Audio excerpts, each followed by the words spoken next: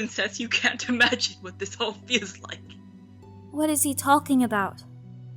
And that woman! I thought we were meant to be. What? Who?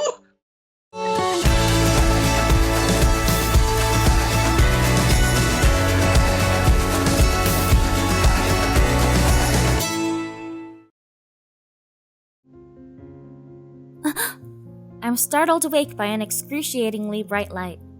It is momentary, and when it's over, I'm sitting in my bed, dazed and confused. My eyes burn. My hand flies to the pendant around my neck where I see the second glass slipper with another piece. Yeah!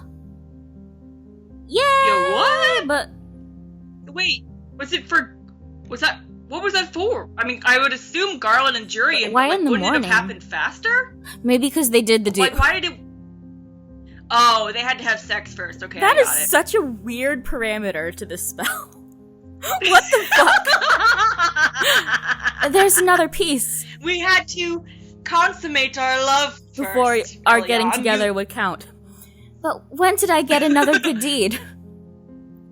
What the fuck, Magic? What is You did your another problem? good deed when they finally did the fuckle fuck. I grasp the necklace tightly in my hand as I make my way to the tavern. Everyone is doing their pre-morning chores when I get to the tavern area. I notice Karma glaring off into space, and then not far from him, the two knights. They haven't been up all night, have they? I make my way slowly over to them. You know they have. Eee. Even back then, you were like a kind of shadow, weren't you? Oh. You don't have to hide it. It was obvious you were scaling me back then. It was only because I was worried about you. Oh, I realized. You really didn't have to follow me, Lan? Lan?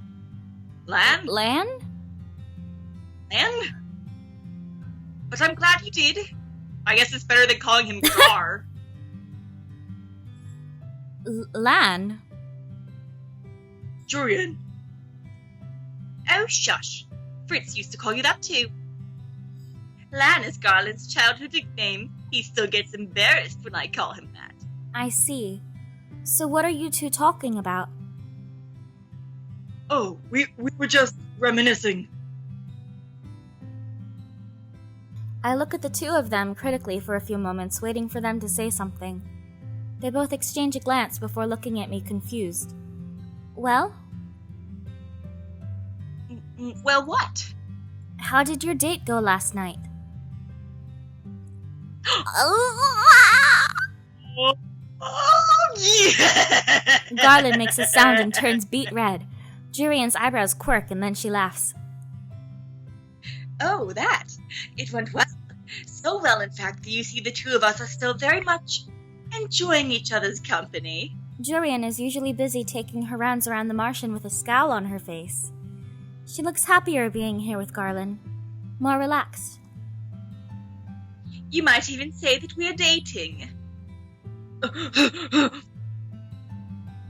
it funny how red he gets? Yes, very much. Jurian, you and me, we are of the same She kind. gets us. She gets us. She's my twin. You were blushing just as much as yesterday when I... One more word, lad, and I swear I'll punch you. The two of them are both blushing now, and the scene is oddly comical. Who knew that the two That's great what knights of happened. the Order of Caldera could be so easily undone? Both of you are amusing to watch. The two of them stare at me, suddenly solemn-faced. I suddenly remember that one conversation the knights all had at the castle. They were talking about how they all had personal reasons for being knights, despite the fact that they all served the king. I'd always thought Jurian and Garland were stoic and honorable, that their only reason for becoming knights was a sense of justice. Seeing them here, though, without that stoic facade, they feel more like real people. My curiosity's piqued. Do you mind if I ask what your reasons were for becoming knights? Oh, my father was a knight. He put his life on the line for this kingdom. That's wrong, dude. Jurian's father was a living legend in his own right, and he had the medals to back it up. My father wasn't around a lot, but I always admired him. Judging by the look on Jurian's face, it's clear to me that she really loves her father. My mother died when I was young. Because my father couldn't be around all the time to take care of me, I ended up practically living with Lan and his family. Lan always got annoyed when I called him my brother. Now we know why. I understand. Understand. Exactly. Now I know why. Jurian wanted to follow in her father's footsteps. And you wanted to follow her! Are you telling me... Wait a minute. Did he only become a knight because of her? Then why did you join the Knights, Garland? Because he wanted to watch over me. They're so cute. They're very cute and very... I approve. Well done, Jurian. I never knew you blush so easily, Garland. Garland seems to blush even harder at that, and Jurian's laughter becomes infectious. I feel amusement begin to bubble up as I watch the two of them. But a cold voice cuts through the laughter and the atmosphere like a hot blade through ice. Oh. Oh dear. Could you keep it down over there? I turn and see that Claude's eyes, normally so warm, are cold. His usual smile is gone, replaced with a deep scowl. Claude? We're sorry. What is your deal? He's Claude, still you literally glaring got at the two together. of them. Claude, you literally wanted them to be together. Why are you mad now? Maybe he was jealous? Claude. But that's so weird, though. I don't know. Whatever. Just keep going. Keep going. Oh, I can tell him about the necklace. Karma. I got another piece to my necklace. Another good deed. Claude turns his gaze to me, but the frown doesn't disappear. That's nice, darling. Wow. We've been downgraded Wow. again. Thanks. What the fuck? Great. Who shat in your cereal? His voice is calm but flat and lacks any enthusiasm. That felt lackluster and oddly disappointing. Good deed. Congratulations, princess. You're close to breaking your curse. What did you get the good deed for? I am not sure, actually. Maybe it was for helping Lan confess.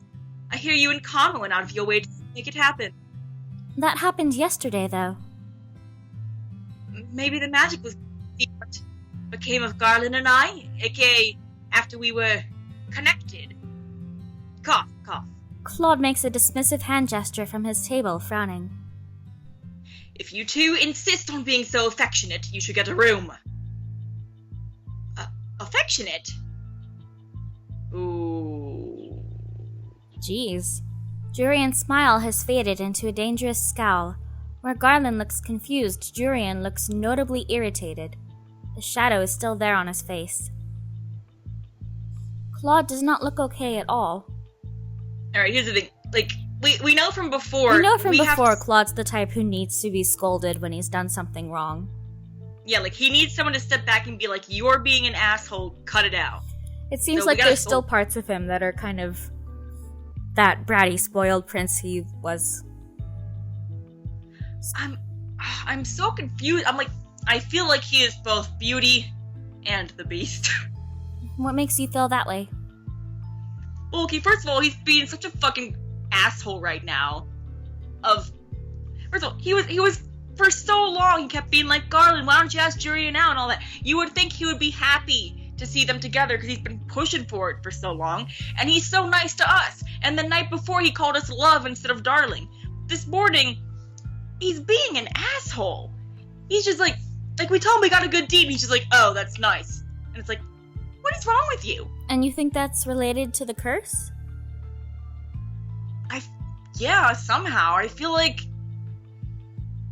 I mean, it's like, well, I mean, it's weird because it doesn't, as far as I know, it doesn't really follow either of the stories well. Aside from the fact that I think he has like the some sort of rose tattoo instead of like the Disney rose, or like the rose garden from the original tale. And Kurt, like Well, it's weird because, like, his whole... How do I say this? It's like, his whole curse revolves around beauty. So... Like, it's weird because, like, what he told us before was just the beauty part. That can't be all there is to it. He's too secretive to tell us all of it right up front. Yeah, I figure that. I'm so confused because it's just like, well, the curse, like, the original curse is like, he became like an ugly beast because he was so selfish and vain and shit. Instead, he's so beautiful that his beast is his beauty? But I don't know, I also just feel like he's acting so strangely this morning. Anyway, I'm gonna scold his ass. There was, a part of the fairy tale that was like, he needed someone to fall in love with him despite his ugliness. Do you think that might be related to the moodiness? So maybe, is his ugliness his moodiness, or is it a twist of, like, someone needs to fall in love with him truly instead of just for how he looks? Jeez, I don't know. I feel like we don't have enough information yet. We'll have to see before we theorize more. Yeah. Scold him. Scold. It does not matter if something's bothering him. It isn't like him to be so rude. Irritation is no excuse for rudeness. Fine. I apologize. Happy? No, I'm not happy. No! That's not an apology. He looks at me for a few moments, his expression twisted into a defiant scowl, but it doesn't hold long. Moments later, his expression softens, and he looks away almost in shame.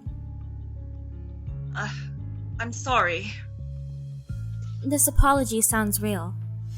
But still, why do I feel so disappointed? Silence Claude, descends for a few moments before Claude abruptly stands up from his table. Excuse me. Claude turns briskly and heads upstairs, leaving me with the two knights. I wonder what's wrong with him. You think we've been running him too thin because of practice?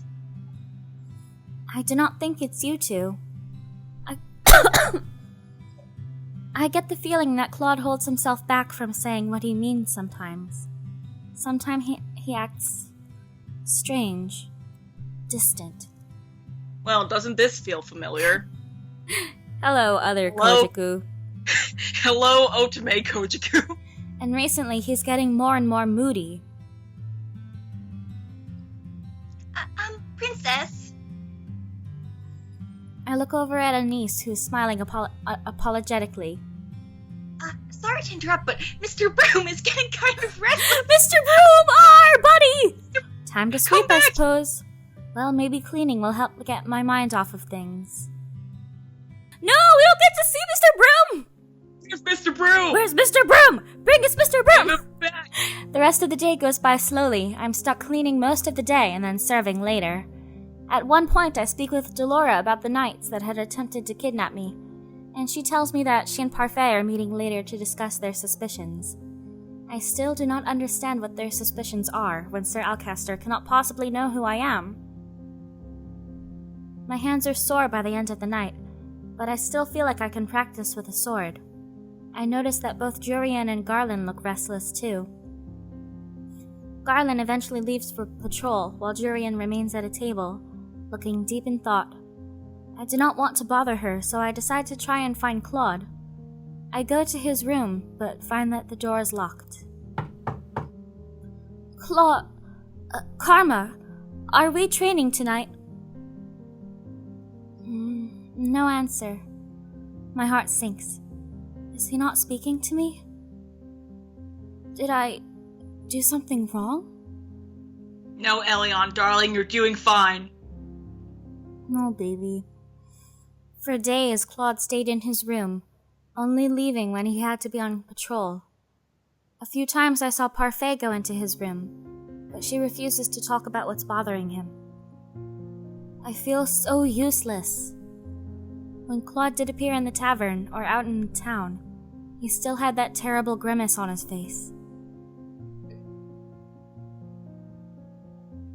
Look, I really don't want to talk right now. If you're so frustrated with me, why not just ignore me? No, I'm not going to train tonight. I'm not in the right state of mind. Ugh, I don't want to talk about it. Just leave me alone. Please. Jesus, Kojaku all over again. Christ. I'm really beginning to worry about him. What is up with you, man? What is with this 180 you're doing? Today I'm in town running errands with Waltz for Parfait. It's been almost a week since Claude started acting so strangely, so I thought I needed to do something for him. I know he likes dresses, and he told me once that he likes roses, but can I really find something that will cheer him up? Perhaps he would like some jewelry. Waltz, do you remember where that jewelry store Karma likes is? I don't go there very often, so unfortunately no. Princess... Oh, that's you. That's a me! Waltzio! Princess, is this a good deed? Hmm? What you're doing right now. Did you think it would be a good deed? Good deeds need to be selfless, right? Generally, yes. I doubt this will count as selfless. I'm doing this to cheer Karma up. That sounds pretty selfless.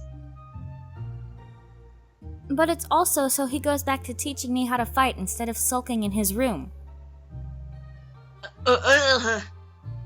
I've heard that Karma's been teaching you how to use a sword. Why do you want to learn how to fight? Because I want to be able to protect myself. And it's not like I can use magic. At least sword fighting gives me an advantage. I'm sorry, Princess. I wish I could teach you magic, but it doesn't work when you're under a curse. That's right, he's a witch. Oh, right. You know what?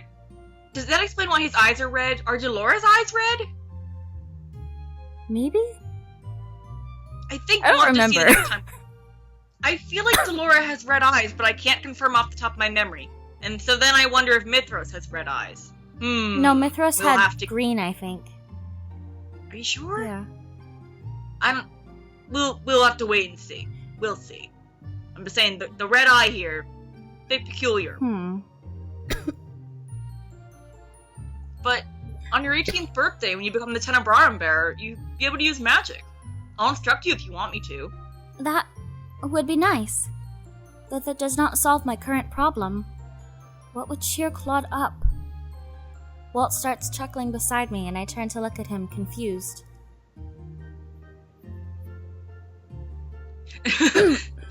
That's important to you, isn't he? He's my partner, and he's helped me. He's also been patient with me, and smiled even when I've said some really inconsiderate things to him. I'm glad, Princess, that he's your friend. My friend. Claude does not feel like a friend. He feels like something else. Oh, Princess, is this the one you said you were searching for? Waltz points to a peddler, sporting different kinds of jewelry, and I instantly make my way toward it. There are all kinds of glittering things displayed, and for a few moments I feel myself drawn to everything. Then I notice the price tags. Same, girl. Same. I barely have any money left from when the king gave me that pouch. I cannot afford any of this. Maybe we should do our errands first, and then look for a gift. Maybe we'll find something as we look through the stores. But if I don't get Claude's gift today, I may not be able to give it to him tonight.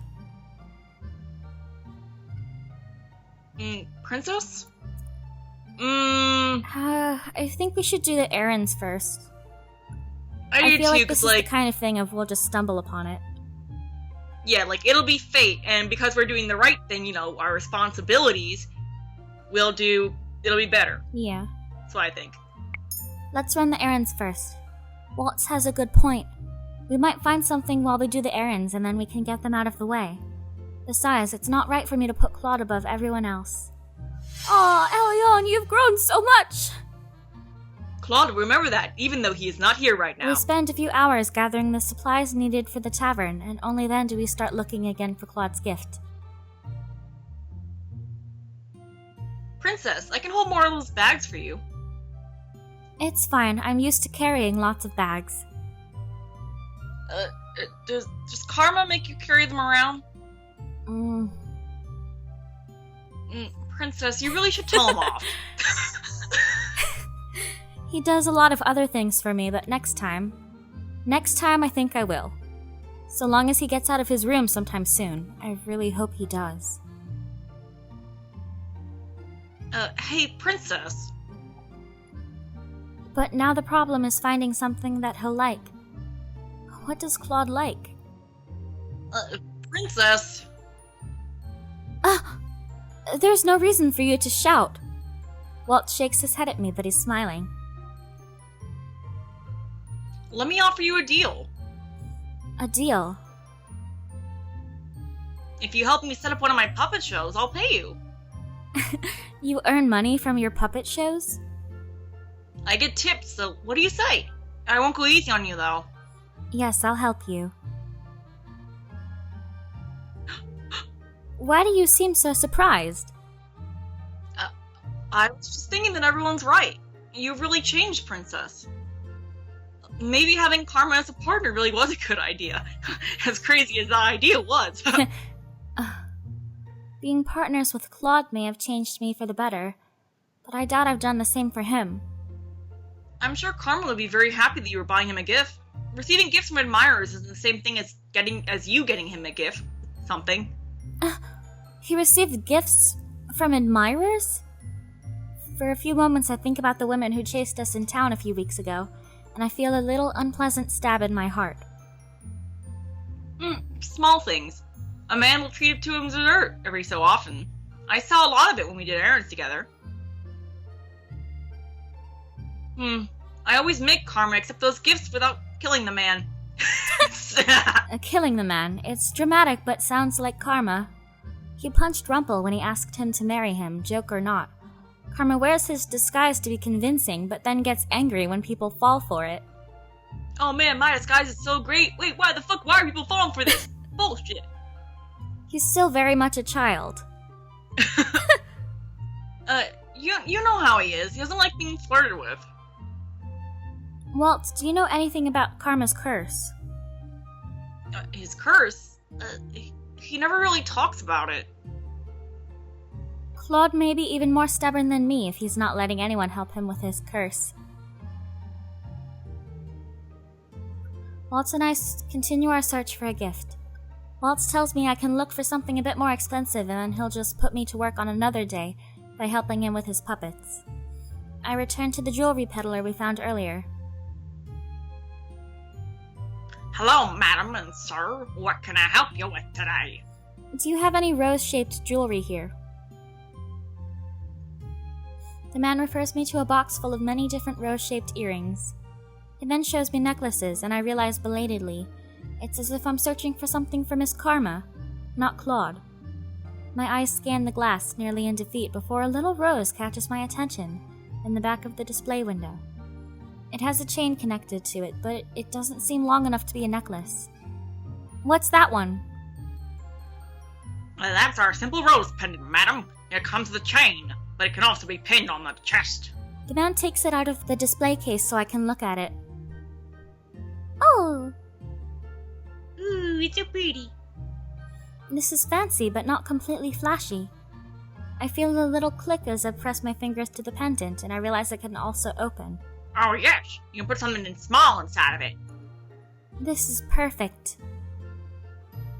I look at the price tag, and after making sure it's not too expensive, I pay the shopkeeper. Waltz pays him the additional fee, and then we walk back toward the Martian together. When we return to the Martian, I go to my room to tuck my locket into a drawer before I head to the tavern to finish the rest of my chores. Just as I expected, Claude is not downstairs today either. Jurian and Garland have taken to training with each other, though they seem agitated that Claude is not helping them. At the end of the day, I hurry to my room, where I write a few words on a piece of paper that I put into the locket. A normal rose would have withered, so I offer this one instead, in heartfelt thanks. I hold the locket tightly in my hand and start towards Claude's room. Why is my heart beating so fast? I'm just giving him a gift. I pause at Claude's door, remembering the last time I entered his room. I'm sure it's okay if I just go in. Oh boy, here we go again. Elion! Elion, have you not learned? You don't... Oh my god, Elion. I open up the door to Claude's room, which is thankfully not locked, and step inside. Claude is sitting motionless in front of his mirror, shoulders slumped as he stares at his reflection. He's shirtless, and there's that tattoo. It seems... different? Are you fucking kidding me? Magic tattoo? Could this get any more comical? Claude does not notice me at first. I notice that his hand goes to the tattoo over his chest, and then I hear him heave a heavy sigh. Slowly, I close the door behind me. It clicks, and that's when he suddenly turns to look at me. At first, there's just shock on his face, and then suddenly, anger. Oh boy. Again. Why do you do this again, Elion? I'm like, I don't know, I feel like... Well, we did technically come to give him a gift, but I feel like her underlying primary motivation is that she wants to speak with him and cheer him up. She hasn't seen him in a while. I hope he'll be willing to speak to us. He hasn't been before, but let's try it. We can try it. I came to speak with you. I came to give him something, but I also want to speak with him. I haven't seen Claude in a while. Yeah, my feeling was if we clicked, I want to give you something, it would be like Elion just handing it off and then leaving. Because these are, like, choices not for our point of view, but we should be looking at these choices from her point of view. Play the character. Why? Because you've been doing everything by yourself lately. You came to complain. No, I wanted to check on you. I will remember that. But Princess, can you not read the mood? You could have at the very least knocked. Oh. Oh my. Hi. In no time at all, Claude is suddenly right in front of me. His hands outstretched on either side of me, pinning me to the wall against the door. His face is so close, his expression so fierce, I cannot even bring myself to think of a way out. The only thing I can do is stare at him levelly, without getting angry, without crying. I will not show any weakness. Why? Why aren't you struggling or screaming at me? That's what the Elion that I know would do. Then you do not know me as much as you think you do. And you know nothing about me. Well, no, but we're trying. I already have a retort prepared when I stop, realizing he's right. I barely know anything about him. No, I don't. But I'd like to. Why do you insist on poking your nose into others' business? We're partners. That's the only reason. It has to be. I'm supposed to help you, so why do you keep secrets from me? Help me? His lips quirk, but his smile is sardonic. Claude, I want to help you. In the silence that descends between us, I cannot help but look at Claude's tattoo, at the thorns twirling around the rose. It's beautiful, but it also seems so lethal.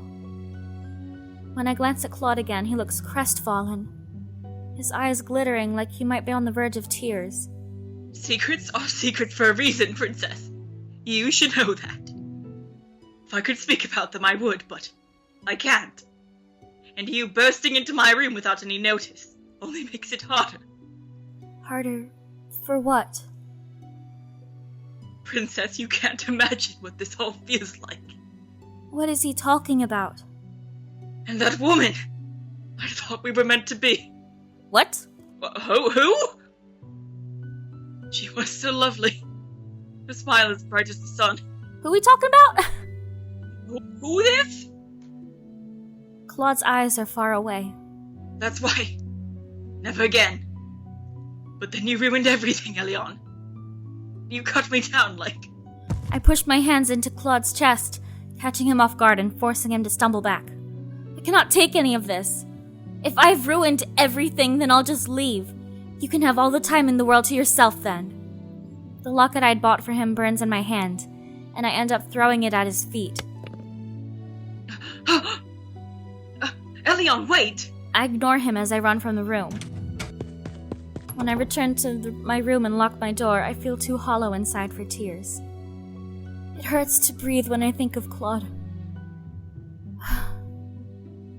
I eventually manage to fall asleep, but only have snatches of restless dreams when my eyes finally close. Mother, are you and Father in true love? Like the fairy tales? I thought I forbid you to speak of fairy tales. Have you been reading them? No, Mother, I overheard someone in the palace talking about them today. Then I shall have to find that person and make sure they know what an appropriate topic of conversation in the palace is. But, Mother, the true love in fairy tales sounds so nice. Do you think I can fall in true love with the prince? Dearest one, true love like that does not exist. But the love between a mother and her child is the truest kind. It cannot be replicated by anything else. All other kinds of love is an illusion. My love is all you will ever need. Do you understand me, my heart? Yes, Mother.